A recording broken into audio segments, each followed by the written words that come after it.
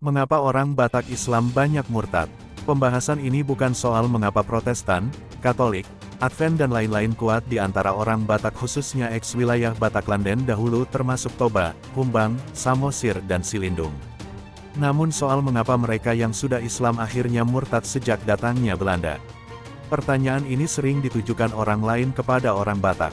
Berikut 5 alasannya. 1. Tanah Batak sekitarnya merupakan salah satu wilayah di mana penjajah Belanda benar-benar mendukung kristenisasi untuk buffer zone antara Aceh dan Sumatera Barat dalam Traktat London. 2. Saat penjajahan Belanda, jika seorang muslim akhirnya murtad maka terbebas dari kungkungan dan tekanan termasuk bebas kerja paksa, dapat fasilitas kesehatan modern apalagi jika menjadi sintua. Strategi dan kelicikan Belanda dan misionarisnya ini banyak dikupas di buku Kolonialisme dan Etnisitas, Batak dan Melayu di Sumatera Timur Laut oleh Daniel Peret. 3. Kalahnya Sisingamangaraja 12 juga membuat banyak muslim untuk murtad untuk tidak menjadi buruan Belanda. Apalagi para misionaris menggunakan pendeta warga Murtadin Mandailing untuk mendekati warga. Banyak foto-foto lama menunjukkan pembaptisan massal mereka yang murtad khususnya di sekitar Sipirok.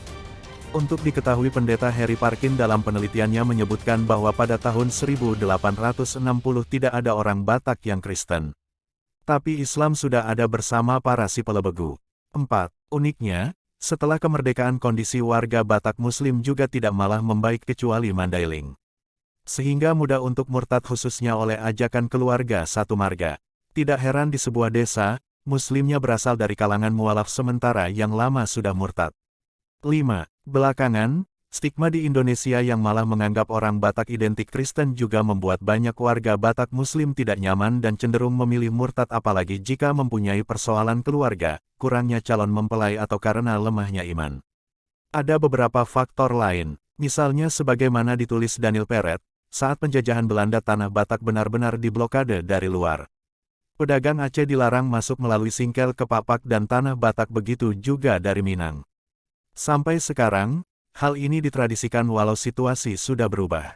Namun jika warga Batak sudah mualaf, biasanya akan kuat keislamannya meski mereka yang muslim sebelumnya malah sudah murtad.